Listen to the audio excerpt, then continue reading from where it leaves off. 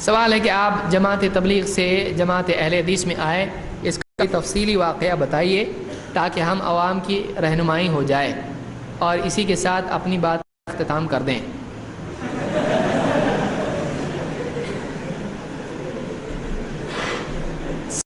وقت بہت ہو چکا ہے اور 10 بج چکے ہیں، تو دیکھیے ابھی اس میں تفصیل میں جانے کی کسی کی آپ بھی تھی، کوئی کسی کے لیے رہنمائی نہیں ہوتی ہے۔ ہاں یہ کہ کسی کے لیے حوصلہ افزائی ہو سکتی ہے۔ ہم لوگ تبلیغی جماعت میں تھے اور کام کرتے تھے، جماعت چلا 4 مہینہ 3 دن جو بھی ہم لوگ جاتے تھے، پھر کچھ شبہات ذہن میں آئے فضائل اعمال پڑھ کے، اور کچھ باتیں بیانات وغیرہ سن کے، اور کچھ کتابیں دیکھ کر، پھر علماء کے پاس، بعض علماء کے پاس ہم لوگ گئے، میں گیا اور ان سے سوالات پوچھے، انہوں نے جواب دیے، جواب میں اطمینان نہیں تھا بلکہ ڈانٹ ڈپٹ تھی اور دلیل نہیں تھی۔ ایک نہیں 2 3 4 کئی علماء سے میں نے بات کی، جواب نہیں دیا اور اطمینان بخش جواب نہیں ملا، دلیل کی روشنی میں نہیں تھا، بس بڑے بولتے ہیں تو صحیح ہے، ایسا کیسا غلط ہو سکتا ہے، اتنے سب پاگل ہیں، اس طرح کی باتیں تھیں اس میں قرآن میں ایسا ہے، حدیث میں ایسا نہیں تھا۔ لہٰذا پھر میں اپنے طور پر تحقیق شروع کی، مختلف تفاسیر اور حدیث کی کتابیں وغیرہ دیکھی، علماء سے بمبئی وغیرہ کے کچھ لوگوں سے ملاقات ہوئی، اور اس میں نے ان سے بات چیت کی، مطالعہ کیا، پھر کچھ فارن اسٹوڈنٹس تھے، ان کی لائبریری سے کچھ عرب کے علماء کی خطابات سننے میں آئے، اور ان کی جو حدیث کی باتیں اور فقہ کی باتیں میں نے سنی، اس سے دل کو اطمینان ہوا کہ قرآن و سنت تو بات ہے، اس کے اوپر کوئی اور پیمانہ نہیں ہے، اللہ اور اس کے رسول سے بڑھ کے تو کچھ نہیں ہے جس کا کلمہ پڑھ رہے ہیں ہم لوگ، تو پھر اس پیمانے سے جو صحیح ہے وہ صحیح ہے، جو اس پیمانے سے ٹکراتا ہے وہ صحیح نہیں ہے، یہ ذہن میں بیٹھ گیا، اور اس کے بعد پھر نئے سرے سے میں نے تحقیق جو بھی شروع کی، اب پھر جتنا تحقیق کرتا گیا اتنا دور ہوتا گیا، اور پھر اس کے بعد میں وہاں سے بھی کہا کہ بتاؤ اس طرح کا معاملہ ہو گیا، باہری اچھے، ہم نے کہا ٹھیک ہے ہم باہری اچھے، پھر ہم نے اپنی طور سے دعوت شروع کی، اور الحمدللہ 1 2 3 4 ہوتے ہوتے کئی لوگ آتے چلے گئے، تو آج بھی الحمدللہ بہت زیادہ بولتے تھے دیکھو جماعت چھوڑا، ٹوپی جائے گی، کرتا پاجامہ جائے گا، یہ داڑھی جائے گی، ابھی تک الحمدللہ کچھ نہیں گیا، بلکہ پہلے کم تھی ابھی اس سے زیادہ ہو گئی ہے۔ تو یہ لوگوں کا گمان ہوتا ہے کہ جو آدمی یعنی جماعت میں ہے وہی دین پر چلتا ہے، ایسا نہیں ہے، جماعت میں بھی دیندار لوگ ہیں، بہت سارے لوگ دیندار ہیں، ہم جانتے ہیں کہ تہجد پڑھنے والے لوگ ہیں، دعا مانگنے والے لوگ ہیں، اور قربانی دینے والے، صدقہ دینے والے لوگ ہیں، ہر طبقے میں ہیں، صرف تبلیغی جماعت میں نہیں ہے،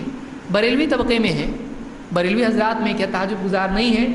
ان میں دعا کرنے والے، اللہ کے آگے رونے گڑگڑانے والے نہیں ہیں، تقویٰ والے نہیں، میں خود ایسے لوگوں کو جانتا ہوں کہ جو بہت پرہیزگار لوگ ہیں، درگاہوں پہ جاتے ہیں لیکن وہ یعنی حلال و حرام کے اعتبار سے بہت پرہیزگار ہے، عقیدہ ان کا غلط ہے، لیکن ایسے لوگ آپ کو ملیں گے، نیک دل لوگ آپ کو ہر جماعت میں ملیں گے، لیکن صحیح ہے اور غلط ہے، ان کی صحیح بات کی وجہ سے ان کی غلطی صحیح نہیں ہو جاتی،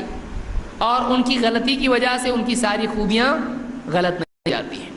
تو لیکن مجموعی حکم یہی لگے گا کہ صحیح نہیں ہے، اسی لیے ہم نہیں ہیں وہاں پہ، مجموعی طور پر یہی حکم لگے گا، تو کیونکہ ایک آدمی جب جاتا ہے اور کسی ایک جماعت میں حصہ ہو جاتا ہے پھر وہ باہر والوں کی بات سنتا ہے نہیں، یہ اہل حدیث ہیں کہ جو کہتے ہیں بولو تمہارا کیا ہے ذرا ہم کو بھی سننے دو، آدمی سنتا ہے، اور ہم بھی بولتے ہیں بھائی جاؤ سب کی سنو، جس کی صحیح لگے اس کی مانو، بشرطے کی کتاب و سنت کی روشنی میں ہو اور وہ بات حق ہو، جس کو جو چیز سمجھ میں آئی وہ مانے، تو ہمارا یہ طریقہ، لوگ جماعت میں جاتے تھے، پھر بات کی علماء سے جواب نہیں ملا، اور اس کے بعد میں پھر وہاں سے کئی مسائل بھی آئے،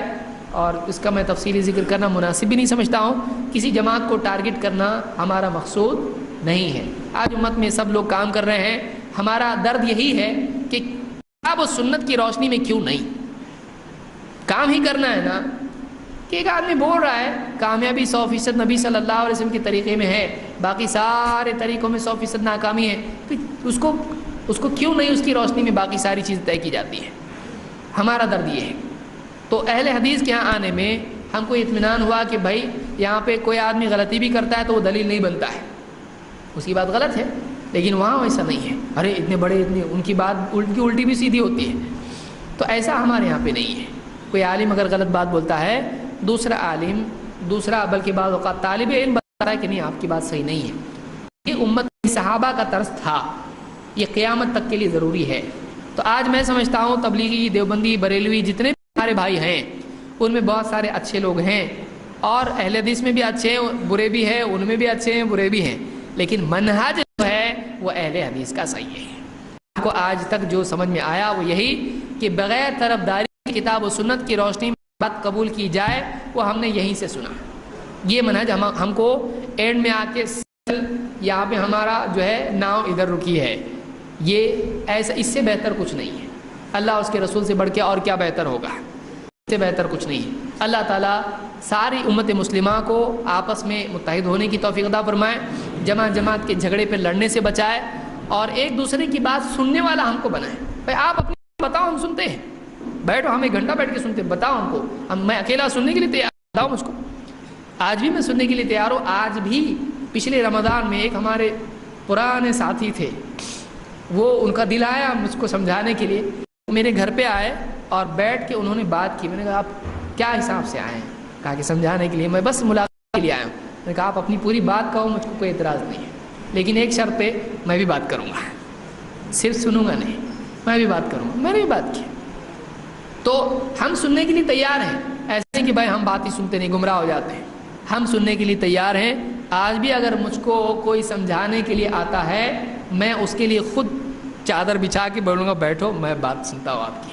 کوئی ہم کو مسئلہ نہیں۔ وہ ہمارے بھائی ہیں، آج بھی ہمارے دل میں ان کے لیے ہمدردی ہے، اور ہم یہ چاہتے ہیں کہ جو آپسی انتشار، اختلاف، دشمنیاں، دوریاں ہیں، یہ ختم ہو، ہم ایک دوسرے کی بات سننے والے بنیں، اس میں سے جو کتاب و سنت کے مطابق ہے اس کو قبول کرنے والے بنیں۔ اللہ تعالیٰ اس بات کی ہم کو توفیق عطا فرمائے۔ اقول قولی ھذا واستغفر اللہ لی ولکم۔